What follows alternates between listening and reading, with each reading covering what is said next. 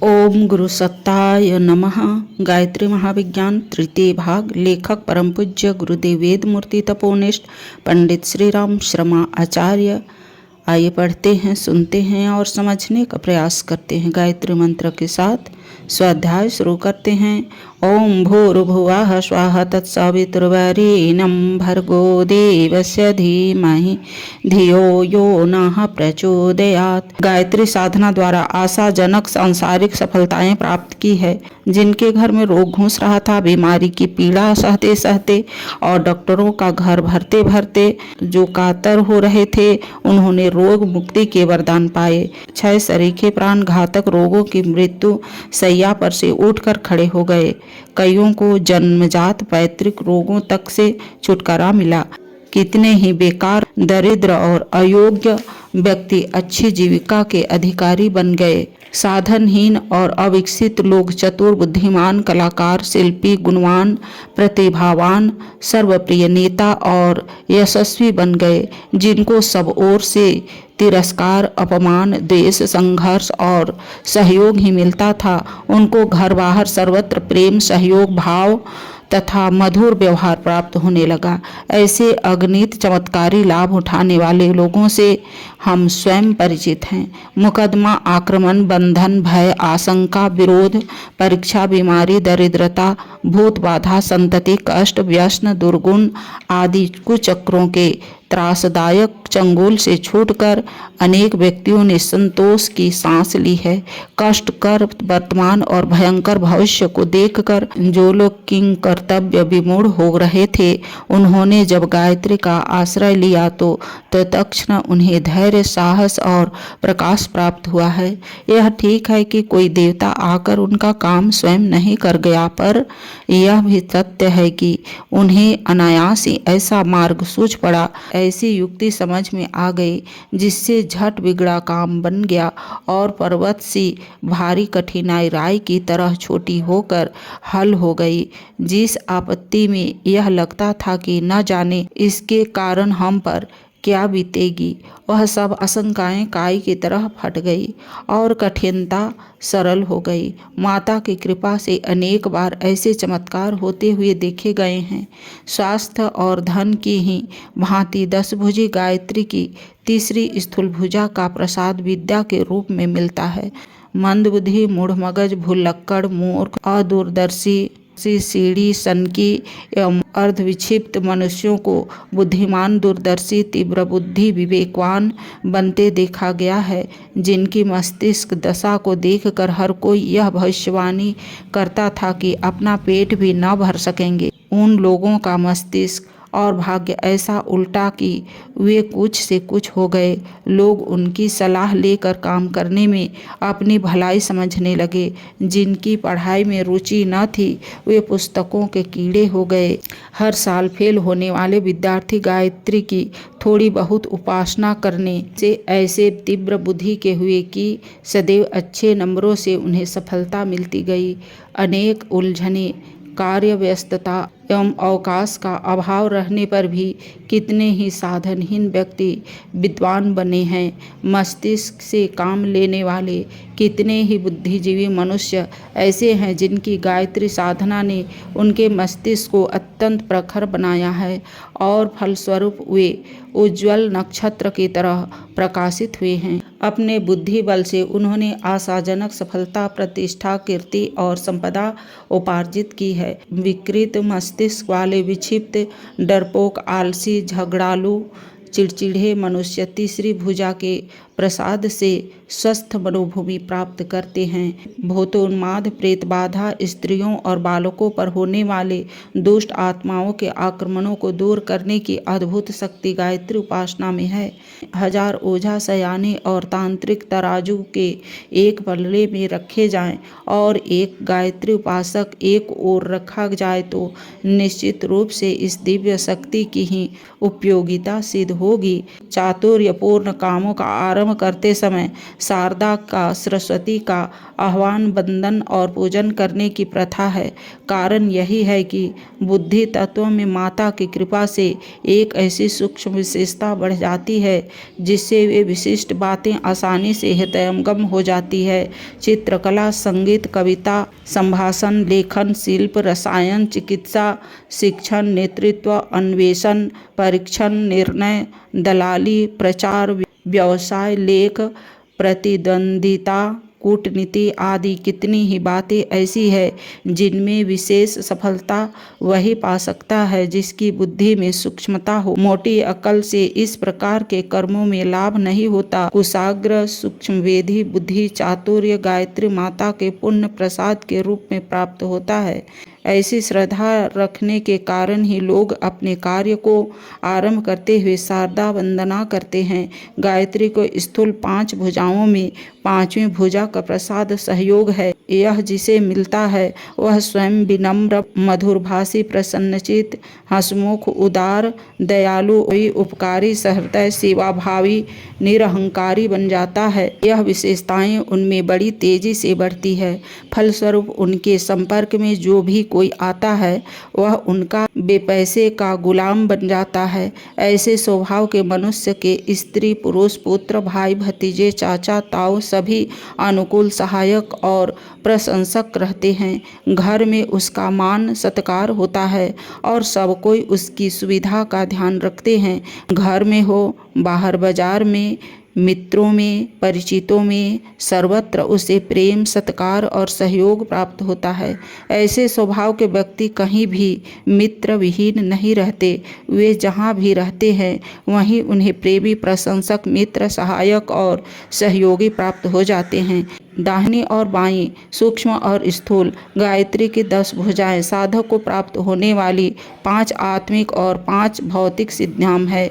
यह 10 सिद्धाम ऐसी है जिनके द्वारा यही जीवन, यही लोक स्वर्गीय सुख से ओतप्रोत हो जाता है। यह जीवन अगले जीवन की पूर्व भूमिका है। यदि मनुष्य आज संतुष्ट है तो कल भी उसे संतोष ही उपलब्ध होगा।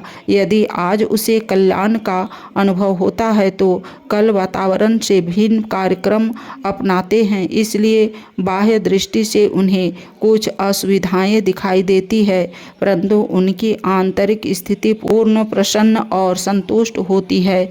ऐसी दशा में यह भी निश्चित है कि उनका अगला जीवन भी पूर्णतया प्रसन्नता एवं संतोष की भूमिका में और भी अधिक विकसित होगा और आज की बाह्य कठिनाइयां भी कल तक स्थिर न रहेगी।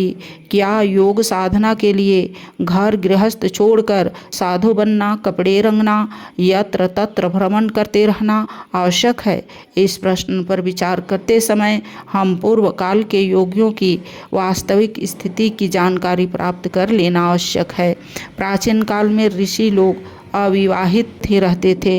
यह मान्यता ठीक नहीं। यह ठीक है कि ऋषि मुनियों में से कुछ ऐसे भी थे जो कुछ समय तक अथवा आजीवन ब्रह्मचारी रहते थे, पर उनमें से अधिकांश गृहस्थ थे। यह बात भी बिल्कुल ठीक है। स्त्री बच्चों के साथ होने से उन्हें तपश्चर्या एवं आत्मोन्नति में सहायता मिलती थी। इतिहास पुराणों में पग पग पर इस बात की साक्षी मिलती है कि भारतीय महर्षिगण, योगी, यति, साधु, तपस्वी, अन्वेषक, चिकित्सक, वक्ता, रचयिता, उपदेष्टा, दार्शनिक, अध्यापक, नेता आदि विविध रूपों में अपना जीवन पालन करते थे और इन महान कार्यों में स्त्री बच्चों को भी अपना भागीदार बनाते थे। ब्रह्मा, विष्णु, महेश तीनों ही विवाहित थे। ब्रह्मा की गायत्री और सावित्री 2 स्त्रियां थीं। विष्णु की तुलसी और लक्ष्मी 2 पत्नी हैं। सती के मरने के बाद महादेव जी का दूसरा विवाह पार्वती से हुआ था। व्यास, अत्रि, गौतम, वशिष्ठ, विश्वामित्र, याज्ञवल्क्य, भारद्वाज, च्यवन आदि सभी ऋषि ही थे। याज्ञवल्क्य की 2 पत्नियां गार्गी और मैत्री थी। अत्रि की पत्नी अनसुया अपने समय की प्रमुख ब्रह्मवादिनी थी। ऐसे प्रमाणों से इतिहास पुराणों का पन्ना पन्ना भरा पड़ा है, जिससे प्रतीत होता है कि पूर्व काल में योगी लोग गृहस्थ धर्म का पालन करते थे। उस समय की परिस्थितियां, प्रथाएं, सुविधाएं तथा सादगी की पद्धति के अनुसार ऋषि लोग सात्विक जीवन बिताते थे।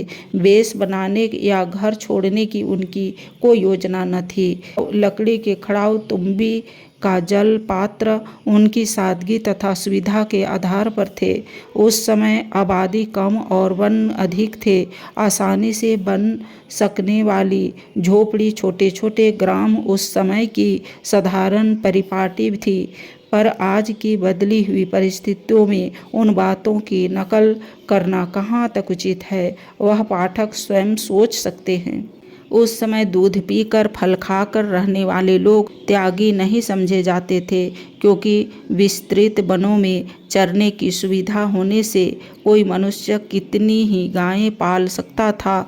जंगलों से अपने पास उसे फलों को लाने में कोई बाधा न थी।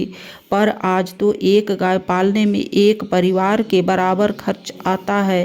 पेट को खराब कर डालने वाले फलों को न लेकर यदि सुखाद फलों को लिया जाए तो भी काफ़ी खर्च होता है। जो बात उस समय अत्यंत सादगी की थी, वह आज अमीरों के लिए भी दुर्लभ है। रास्ते रोके पड़ी रहने वाली टूटे हुए वृक्षों की सूखी लकड़ी को साफ करने तथा हिंसक जानवरों का आक्रमण रोकने के लिए दिन रात धुनी जलाई जाती थी।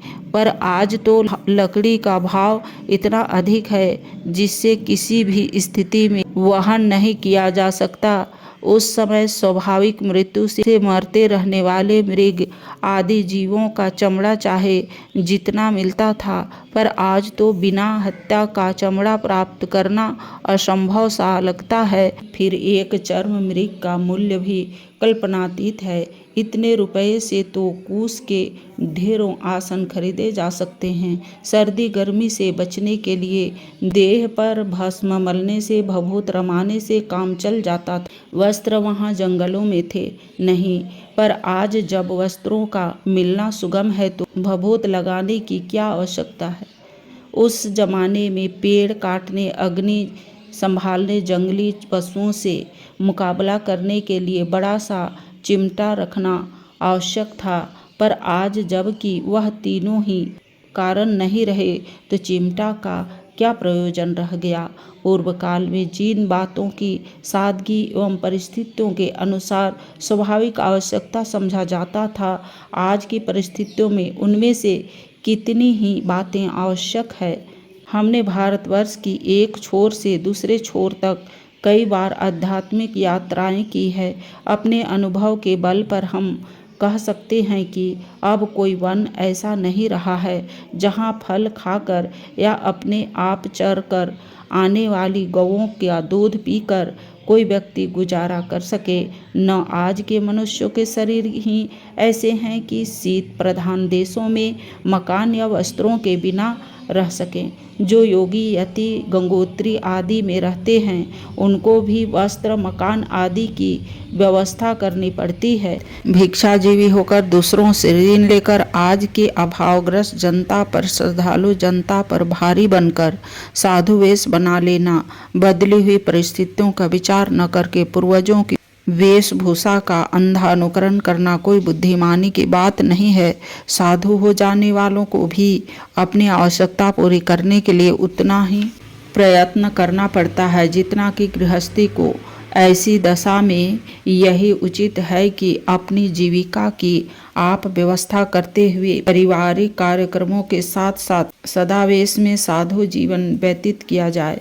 साधना मन से होती है, न कि वेश से। मन तो भारी भीड़ में भी शांत रह सकता है और एकांत वन में भी विकारग्रस्त हो सकता है। फिर एकांत सेवी लोगों की इंद्रिय विजय भी कच्ची होती है, जिसे चोरी करने का अवसर ही नहीं मिलता। वह ईमानदार है, इस बात पर विश्वास नहीं किया जा सकता, क्योंकि प्रलोभन के वक्त वह फिसल सकता है। जिसको चोरी के सदा अवसर है फिर भी अपने पर काबू रखता है, उसी को विश्वस्त, प्रामाणिक, ईमानदार कहा जाएगा। एकांत जंगल में बैठकर लोगों से संबंध तोड़कर कोई व्यक्ति बुराइयों से बच जाए तो उसके संस्कार उतने सुदृढ़ नहीं हो सकते जितने कि निरंतर बुराइयों से संघर्ष करके अपनी अच्छाई को विकसित करने वाले के होते हैं। सूर्य की परीक्षा युद्ध भूमि में होती है। घर में बैठा हुआ तो मरीज भी तिस्मार खां कहला सकता है। गायत्री साधना द्वारा योग साधना करके आत्मिक उन्नति करने एवं कल्याण पथ पर चलने के लिए यह कोई कतई आवश्यक नहीं कि कोई विचित्र वेश बनाया जाए, घर द्वार छोड़कर भीख के टुकड़ों पर गुजारा किया जाए। कुछ विशिष्ट आत्माएं संन्यास की अधिकारी होती हैं। वह अधिकार तब मिलता है जब साधना पूर्ण परिपक्व होकर मनोभूमि इस योग्य हो जाती है कि वह संसार का पथ प्रदर्शन करने के लिए परिव्राजक बने। साधारण साधकों के लिए यह मार्ग ग्रहण करना अनाधिकार चेष्टा करना है। गायत्री की पंचमुखी साधना करने के लिए किसी को छोड़ने की आवश्यकता नहीं है, क्योंकि निश्चित समय, निश्चित अवस्था, निश्चित आहार विहार की सुविधा छोड़ने वाले को नहीं हो सकती। पात्र को पात्रों का अन्न पेट में जाकर बुद्धि पर तरह तरह के संस्कार डालता है। इसलिए अपने परिश्रम की कमाई हुई रोटी पर गुजारा करते हुए गृहस्थ जीवन में ही साधना क्रम का आयोजन करना चाहिए। ब्रह्मचर्य उचित और आवश्यक है, जिससे जितना संयम हो सके उतना अच्छा है। पुरुष चरण के निश्चित अवधि में जब तक निश्चित संकल्प का जब पूरा न हो, ब्रह्मचर्य का पालन आवश्यक है, परंतु नियतकालीन निर्धारण संख्या या अवधि के विशेष पुरुष चरणों को छोड़कर सामान्य साधना क्रम में ब्रह्मचर्य अनिवार्य शर्त नहीं है। गृहस्थ लोग अपने साधारण एवं स्वाभाविक दाम्पत्य कर्तव्यों का पालन करते हुए प्रसन्नतापूर्वक अपनी साधना जारी रख सकते हैं।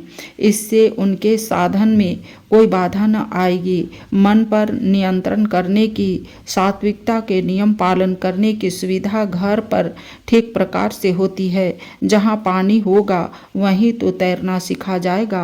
पानी से सैकड़ों कोस दूर रहने वाला मनुष्य भला अच्छा तैराक किस तरह बन सकेगा। तैरने की अनेक शिक्षाएं ग्रहण करने पर भी उसकी शिक्षा तब तक अधूरी रहेगी जब तक कि वह पानी में रहकर भी न डूबने की अपनी योग्यता प्रमाणित न कर दे। गृहस्थ जीवन में अनेक अनुकूल प्रतिकूल भले बुरे हर्ष विवाद के अवसर आते हैं। उन परीक्षा के अवसरों पर अपने मन के साधन से स्वभाव और संस्कारों में प्रौढ़ता एवं परिपक्वता आती है। अपने बुरे संस्कारों एवं स्वभावों से नित्य संघर्ष करना चाहिए। प्रतिकूल परिस्थितियों को अनुकूल बनाने के लिए घोर प्रयत्न करना चाहिए। इस घोर प्रयत्न एवं संघर्ष को मंथन करते हैं। इससे ही गीता में धर्म युद्ध या कर्म योग कहा है। अर्जुन चाहता है, हमारा अज्ञानग्रस्त मन कहता है कि इस झंझट से दूर रहकर एकांतवासी बनकर सफलता का कोई दूसरा मार्ग मिल जाए। वह लड़ना नहीं चाहता, क्योंकि संघर्ष सदा ही कष्ट साध्य होता है। मनुष्य की कायर प्रकृति सदा उससे बचना चाहती है। कायर सिपाही सदा ही लड़ाई के मोर्चे से भाग खड़े होने की योजना बनाते हैं। इसी प्रकार अपने स्वभाव की, परिवार की, समाज की, देश काल की परिस्थितियों से खींचकर कई आदमी निराश होकर बुराइयों को आत्मसमर्पण ही कर देते हैं। इस स्थिति के प्रतिनिधि अर्जुन को भगवान ने बुरी तरह लताड़ा था और उसके तर्कों में झांकते ही कायरता का पर्दाफाश कर दिया था। भगवान ने कहा कि बिना लड़े कल्याण नहीं। सफलता असफलता की बात को मन से हटाकर लड़ने को अपना कर्तव्य मानकर तू लड़। साधकों के लिए भी यही मार्ग है। विपरीत परिस्थितियों से उन्हें निरंतर अति उत्साहपूर्वक युद्ध करना चाहिए। इतना प्रयत्न करने पर भी कम सफलता मिली, यह सोचना धर्म युद्ध के विज्ञान के विपरीत है। संघर्ष एक साधना है, उससे प्रकाश एवं तेज की वृद्धि होना अवश्यंभावी है। मंथन से क्रियागति और शक्ति का प्रयत्न होना सुनिश्चित है। साधन समर के सैनिक का प्रत्येक कदम लक्ष्य की ओर बढ़ता है। मंजिल चाहे कितनी दूर क्यों न हो, प्रगति चाहे कितनी मंद क्यों न हो, पर यह ध्रुव निश्चय है कि यदि साधक की यात्रा उसी दशा में जारी है तो वह आज नहीं तो कल पूर्ण सफलता की प्राप्ति करके रहेगा। आज की वीडियो में इतना ही। लाइक, सब्सक्राइब और शेयर करें। धन्यवाद। ओम शांति।